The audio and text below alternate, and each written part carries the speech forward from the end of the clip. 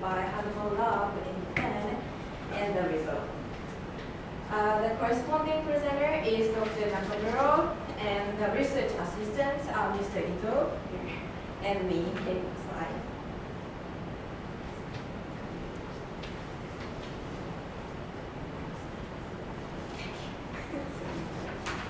Thank you, and it's our information.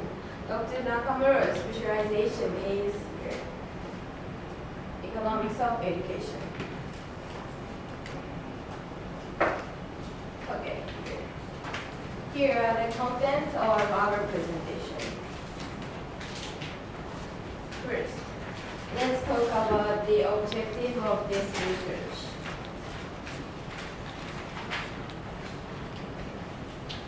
Now, Cambodia is in a similar situation to Japan. We hope we both can improve the education, and this research will be a big help. In Cambodia, the student-teacher ratio is relatively high in primary education. And other professionals are better paid. And it's because Cambodian economy is growing up, which is a normal thing when the country's economic condition is good, like in Japan. Because when the country's economic situation is great, normal companies can change the wage, like they can make the wage adjusted depending on the condition. But for public officials, it doesn't happen. The government usually can change public officials' salary, so hiring the high quality of teachers is getting difficult, while the population under 15 years old is growing and substantial. Almost the same thing happens in Japan. So if we can cooperate about this and if we can find any solution, that would be great. Okay, next. We will talk about the thinking and computer-assisted interaction, as known as CAI.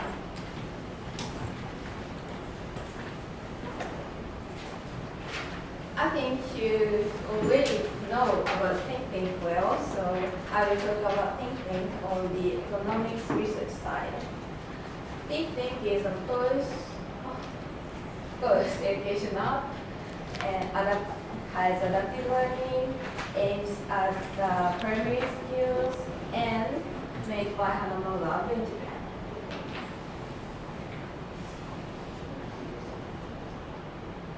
Okay, this is the video of thinking. We use thinking in class instead of normal class. We gave students their own tablet, and the students had a few 15-minute sessions a day for 3 months. And usually 3 instructors were there, and the instructors were not teaching professionals. They didn't have any certification. Okay, let's talk about the previous literatures about CAI.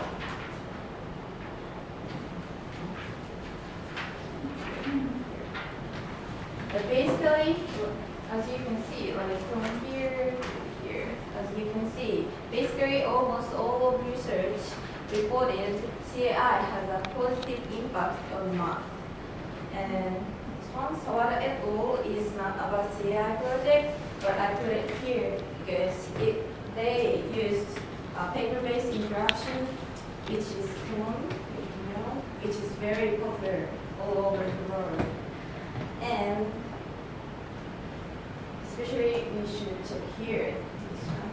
And compared to other research, you can see thinking has especially big positive impact on math here. So we will mention the details about the result later. Next, I will talk about experimental setting and research design. Okay.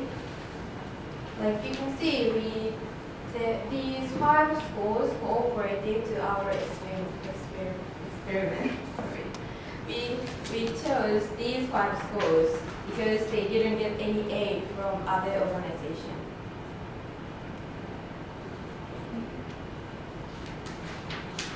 And we use cluster randomized controlled trial. We use it in order to estimate the causal effects of using think on various outcomes. Students were randomly assigned into a treatment group, which is plus with think, or control group, which is without think, with non plus. And here, to avoid inequality, we kept intact class. Like you can see, one box here, one box means 1 plus. And this one, the blue guys are in treatment group, and here in control group. Okay, their mathematical expressions, how to estimate the causal effects. I will not. I think that I have to explain. We set several outcome variables, the target of this experiment. We have three different sets of outcome variables. First of all, the cognitive skills. This is the most important objective, what Xing is doing. To measure the cognitive skills, and we have 2 sets of achievement tests in math, and also 2 sets of IQ tests. Okay, and the one is national achievement test that the Cambodia government administers every year for G3 students. Okay, and the other one is TIMS that was administered by international organization every 5 years for G3 students. And we also conducted 2 sets of IQ tests. One of them is Tanaka B-type intelligence scale scores. Probably which intelligence scale is more popular in Western countries like United States or UK, but this Tanaka B-type intelligence scale is more popular in Japan and some Asian countries, probably which is more suited for our cultural and educational backgrounds. And the other type of IQ test is good enough drawman test, which is really traditional. And I think it's more easy to understand for you guys to see the results. This is the results of good enough drawman test. Okay, I asked the students to draw a man from the top to the bottom, and then they imagined and wrote a man like this. And then this score is the represents the intelligence of a kid. And then these 2 represent the lower intelligence, while these 2 represent the higher, indicate the higher intelligence.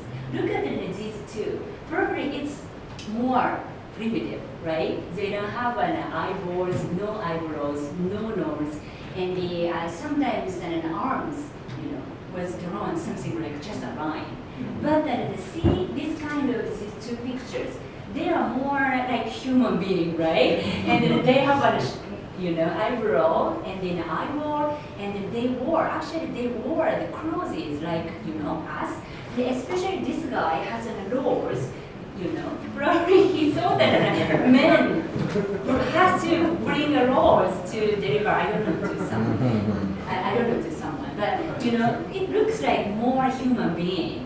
So we can measure the intelligence by using this kind of drawing picture. This is a traditional way, but for the sensitivity test, we just took those data too. And the second set of the outcome variable is non-cognitive skills, which is totally different from cognitive skill. Probably like a self-esteem or motivation, and the last one is the likelihood to go to college, which was measured on the 3-point scale and based on students' subjective expectations. So how much and how do you likely to go to college in the future? That's a question we asked. And finally, we also measure the studying habit, measured as hours of studying at home. But unfortunately, this is not a really good indicator of our outcome variables because we are not allowed students to, bring the iPad to tablet to the to bring their home, so they cannot access the SyncSync or some other studying equipment at home. But anyway, we just ask this question as well.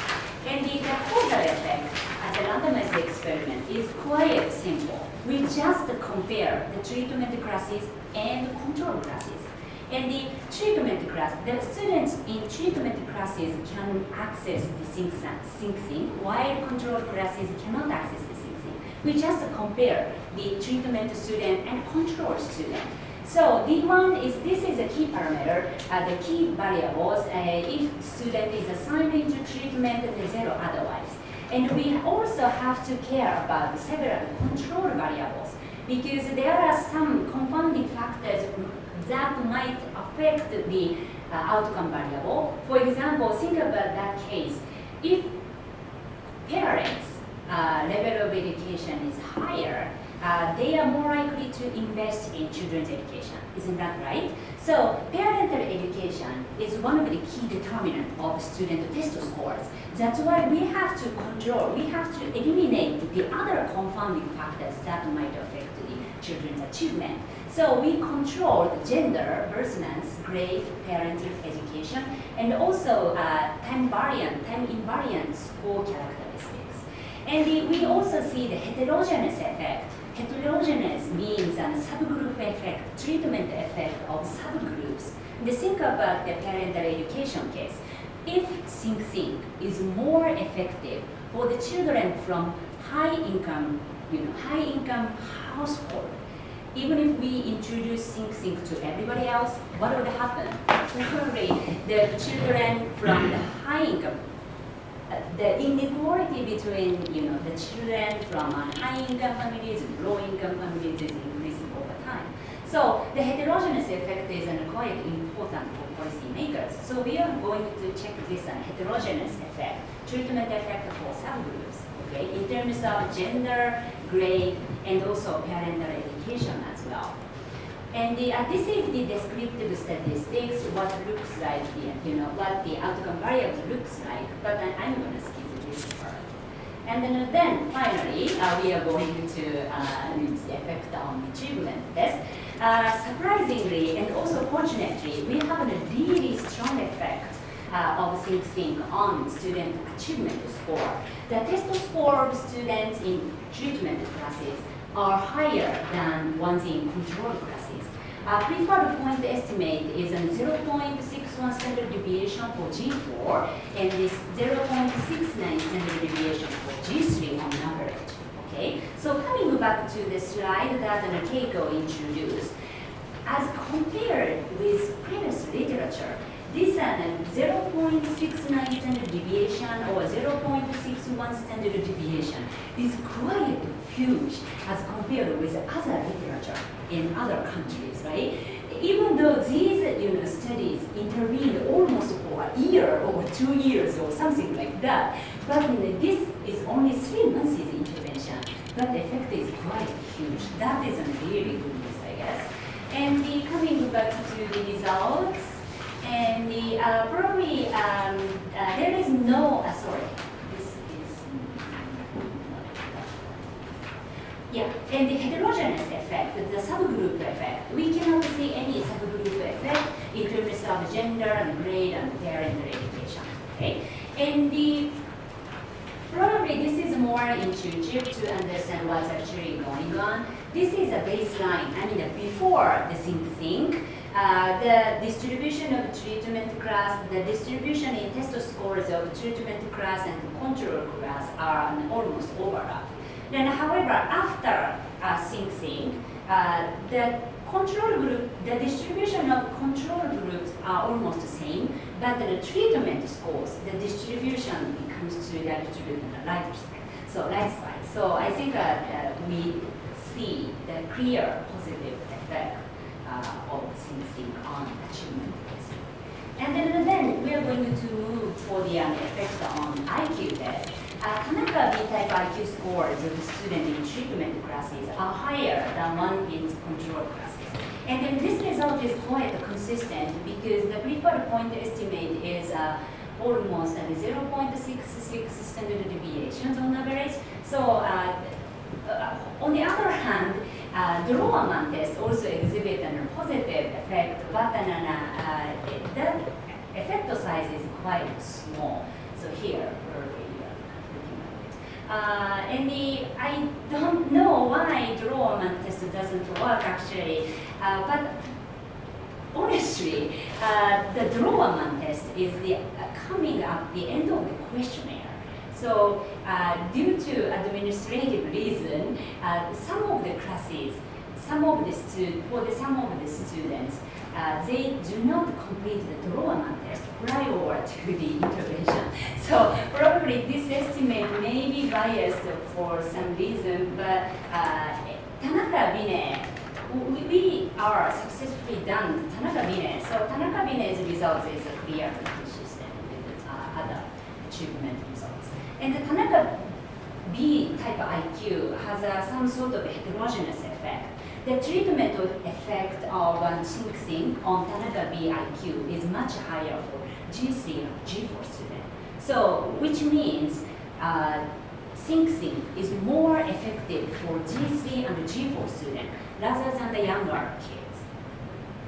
And then we are going to move to the non-cognitive skills. Unfortunately, we didn't see any clear results on non-cognitive skills, no statistical difference between treatment and control group in both self-esteem and motivation. And no heterogeneous effect that was observed in terms of gender, grade, and parental education.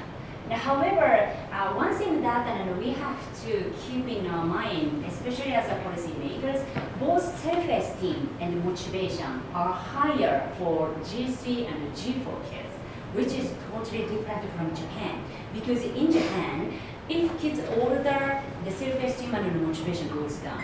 But in Cambodia, totally different. Self-esteem and motivation are higher for older kids. So probably it goes up literally like grade. So that is a really good news though. And the motivation are greatly affected by parental education. This is also important thing. Probably the kids from poor household or the kids from the kids with parents with a low level of education need to be extra care. And this one, the final results is effect on non-cognitive skills and the study habits. This is another important thing. The likelihood to go to college and student in treatment classes is higher than ones in controlled classes. And the no significant and statistically significant effect on hours of studying at home. And the no heterogeneous effect, subgroup effect are observed in terms of gender, grade, and parental education for both outcomes. Okay, so finally, this is a conclusion and implication suggested from our empirical results. Using sync has a significantly strong and positive effect on students' cognitive skills, especially measured as achievement test and an IQ test, and also students' subjective expectation to go to college, okay, despite only 3 months intervention. Especially, Tanaka B type IQ score is higher for the G3 and G4 treatment student. I mean, this is the treatment effect of Tanaka B type IQ is higher for G3 and G4 treatment students, indicating the possibility that sync may be effective for upper grade students like G5 and G6.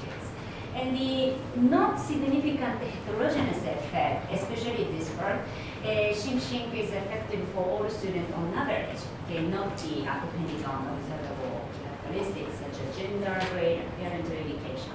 I guess it is very informative for policymakers because it is not necessary to develop computer-assisted instructions tailored for a particular subgroup of students. Even if sync is effective for boys, that may be happening because the boys are more likely to be involved in this digital device. So in Japan, Japanese studies, boys are more likely to develop their skills when they use this kind of CAI stuff. But then we didn't see any heterogeneous effect now in Cambodia. So we don't worry about the gender inequality, even if we introduce the CAI instruction. So this is, I guess this is a really good news too. And also the results are unclear on the effect of non-cognitive skills, such as self-esteem and motivation, which is also very important because the literature in economics suggested that this non-cognitive skills is a quite important determinant of future income or future productivity. So developing those skills are quite important, but unfortunately we didn't see a clear results for this. But I guess even if we will see the effect and more clear in the future when students continue to use. Okay? So literature suggested that an effect remains after the intervention is terminated. It is both academically and practically worth to investigate whether the positive effect remains or fade out and how long. So I think it's beneficial to track down the same student over time after, even after the intervention is terminated. Okay, thank you very much. That's all. Questions?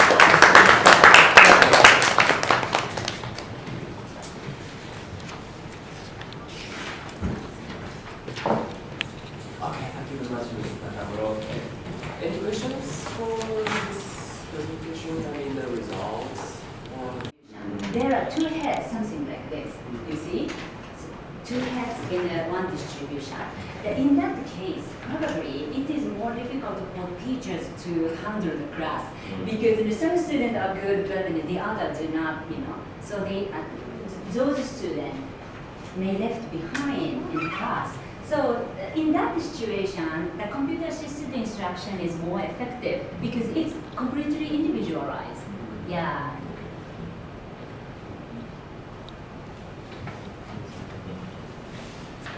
So Control classes, right? So they thought that they are more likely to go to college in the future. So which means probably we expect that their motivation is increased, the change. But then statistically, we cannot see that change here. Any self-esteem, the change in self-esteem or motivation at all. It is quite weird. But non-cognitive skills is a really difficult, thing to measure correctly. And we use that questionnaire from we use the set of the questionnaire from the United States or Japan and etc. So I think that we have to customize the questionnaire for especially the fitting for Cambodia, but then we didn't do it yet. So I think that we have to take a more sophisticated way measuring the non-cognitive skills in the future, but at least at this moment we didn't see any consistent results between this type of non-cognitive skills and not this type of non-cognitive skills. That's a really good question.